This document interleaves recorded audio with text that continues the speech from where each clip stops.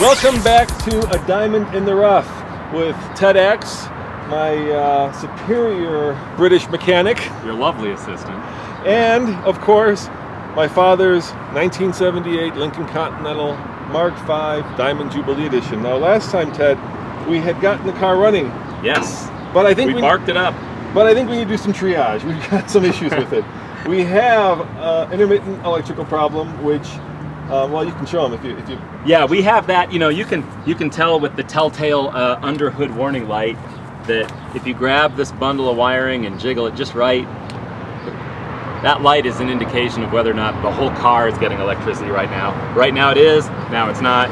Now it is. Now it's not. So there's a little open down there under a bunch of electrical tape, and so we'll fix that.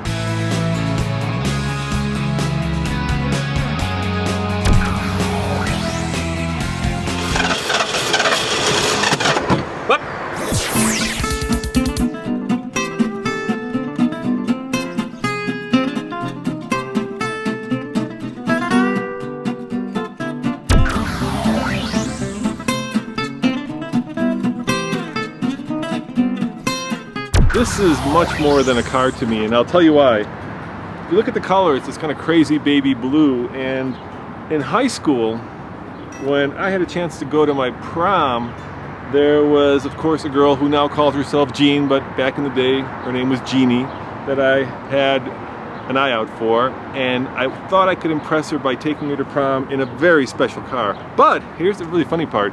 To really impress her, I thought that I would match the color of the car to my tuxedo. So yes, I had a baby blue tuxedo when I went to prom with Jeannie in this very car. And let me show you something else about it.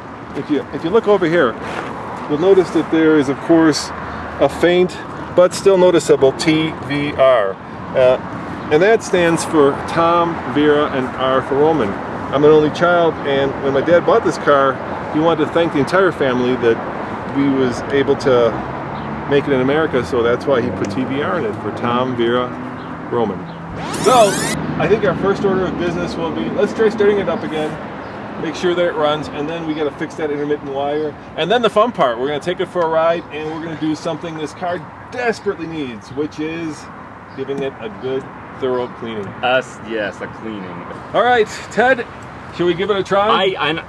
Yes, and I'm assuming that it's all going to be fine. We're not even going to take the air cleaner off. No more barbecue. It's just going to magically start with the gas we put in it last time. I trust you 100%. Here we go. That's one of us. That said, I feel like I should stand back.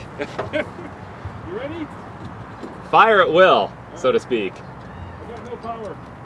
Oh yeah, that's right. We got the wire jiggling exercise to do. Ready? Try her now, Scotty.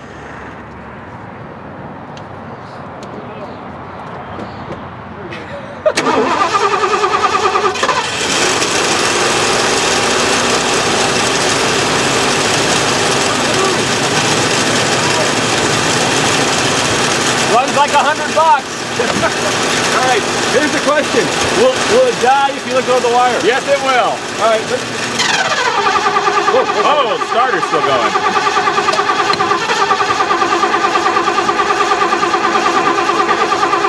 Undo the battery. Hold the negative lead. Hold the power. Yeah.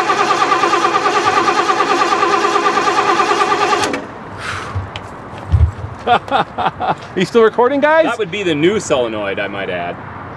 Are you guys recording? You gotta get this. All right. So we've got some issues. We do. And that was the new solenoid stuck in the on position. Yeah. Thank goodness it's new. Did that pull off, you think? Woo. Starter's still awake. Yeah, the thing is, I pull this off. Yeah. I think it's still stuck. Yep. There's the evidence, yep. So what do we do now? Another solenoid? I'm a fan of hit the solenoid with a hammer. All right. And see what happens, but give it a shot. With a hammer. Yeah.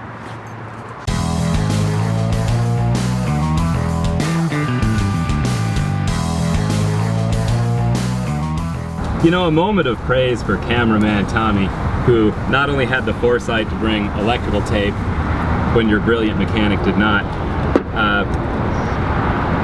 Here's the hammer we'll be using today, because Sharp as a marble. I didn't bring one of those either. I assume that this is actually stuck and that I can just wrap it and bring it back to not so stuck. We'll see.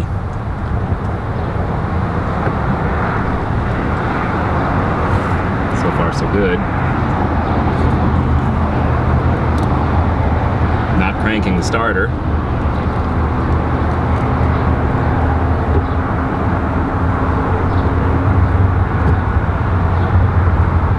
So the brand new solenoid, for whatever reason. So do we need to replace the brand new solenoid?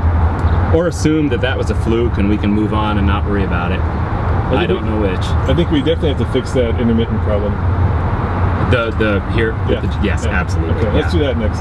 Hey Ted, last time we did this, we didn't change the oil, which we're going to do, by the way. But what was the thought of not doing that first? Besides the fact that this car weighs too much. There is that certain laziness factor in field expediency that says your loving tech doesn't want to lay in the dirt to do it. But also, in all seriousness, a lot of times, in fact, I saw one of the comments, why didn't you change the oil? Da, da, da, da, da. Well, if you've got an old soot bomb that's got hydrocarbon filled oil and you parked it back in the dawn of time, and it's all sludgy and whatever else, it does get acidic, and it'll actually bond a main bearing to the crank, and once you crank it over, the babbitt gets ripped off and you've killed the bearing like that. Changing the oil doesn't change that. If it's happened, it happened while it was sitting here. Usually it's in damper climates that sort of thing happens and so on. So really the worst case scenario is that by not changing the oil, we introduced some kind of sludgy old oil into an engine that is incredibly understressed anyway. It's really pretty harmless. The damage was either done long before we touched it, or it's fine, and we're not doing any harm. So some of it was laziness, but it's a cost-benefit analysis, and I'm not that fussed about it. Now that said, when we get it all warmed up after driving it, it really should go in. The car should get a full service. Yep. I mean, but for the time being, for driving it, over stress. Hey, sounds like we've got more episodes. Oh, you could make a career out of this car. Fluids, spark plug. All the easy stuff, right? Those are some pretty ancient spark plugs in there too. Yeah. Again, this engine, low miles, under stressed. I doubt anything's really in that bad a shape. How about the belts? I'll get back to you. That's funny. As a mechanic, right? You always recommend that your customer change the belts and hoses and tires and all this kind of stuff. On my own cars, belts carry a spare. I tend to worry about that less. My lawyer might say otherwise, but now I'm hoping that this crusty-looking connection is our guilty culprit on the. There's kind of a box here, which this almost looks. I don't know. Sometimes cars would build resistors and things right into the harness. This looks like something I could believe is factory. The only reason I'm looking at it with a suspicious eye is because all the rest of these wires are continuous, and whatever's in here is a mystery to me. So I say we look there first. All right, Ted, you say you have it sorted. I think so. All right. Second time's a charm. All right, let's see if it's true.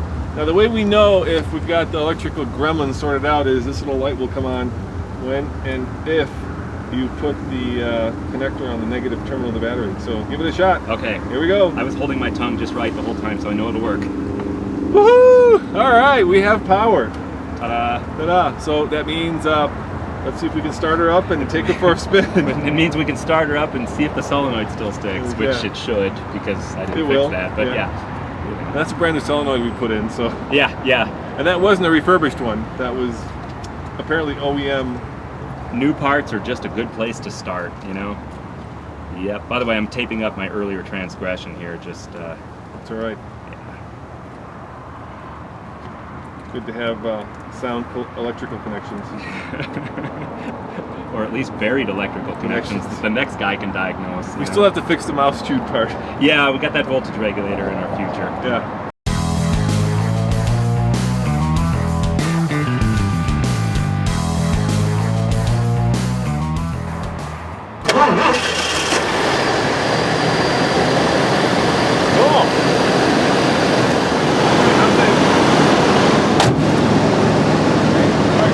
Ted, let's get her out of here. Here's the crazy thing. There's a spider over here. I wonder how many spiders live in this thing. Oh, he jumped! It's a jumping spider. I thought that He's abandoning ship, Roman. All right, check this out. My seat still tilts. Look at that. You're kidding. No, it's tilting.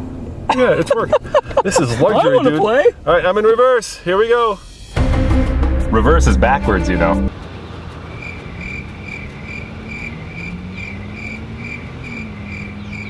Oh, this has no gas in it. I think we need to get gas first. We should get gas. But you know, there's a gas station almost 20 feet away, so we'll make it. So we'll make it there for sure.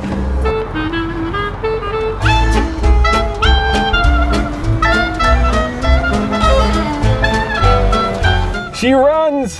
Look at that. It feels nice. It sounds nice too, doesn't it? 2 miles an hour? Yeah, no, it really does. It's great. Yeah. It steers, power steering, look. Using one hand. Now you're just rubbing it in.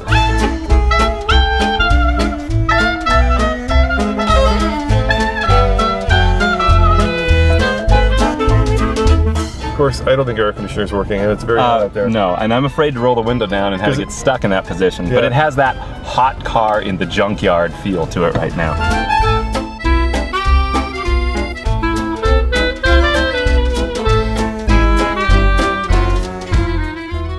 All right, well This is awesome. Let's take it over to the gas station and put some gas in it. By the way, I can tell you from firsthand experience, the fuel filler is on your side. Well, thank you. Because look, you didn't break the miles empty. It's 38 miles to empty. How about that? Look at that ride. We're going some four-wheeling here, and it's just doing fine. Sort of. Look at that. How much we put in there, Ted? How optimistic are you? Couple gallons? All right, and what, the good stuff, the medium stuff, the cheap stuff? I'm guessing you can get away with the cheap stuff. I think you're right. Yeah. Cheap stuff it is. All right, here we go.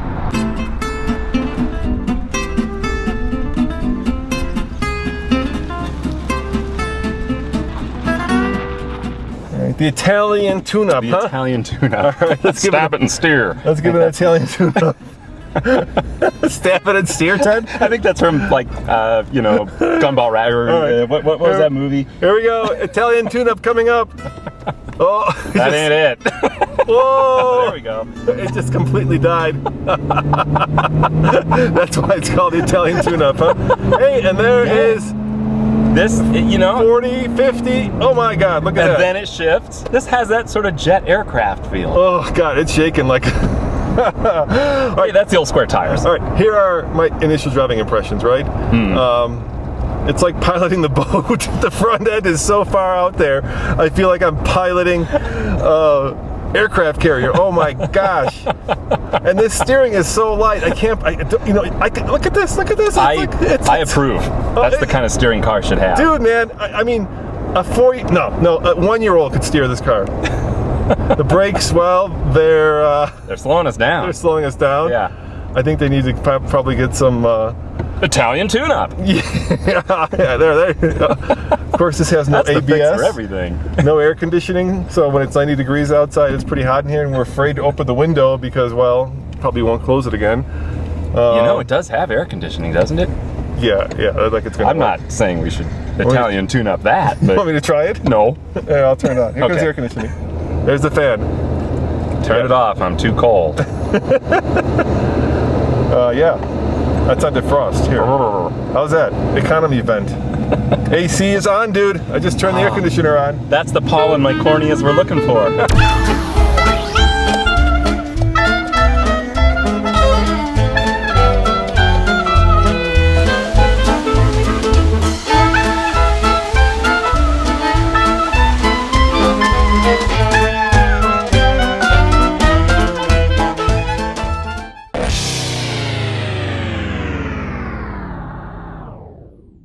Alright, so the radio doesn't work because the antenna won't come up, but what should we do? Glenn Miller or Ella Fitzgerald? Oh, look, here's the original one. The quadrasonic balance. So you can actually set it up. Well, that one's not going to work. Oh. That one's... that belongs in the trunk almost. Right. Tom Jones, dude. What's new, pussycat? Whoa, whoa, whoa, whoa, whoa. All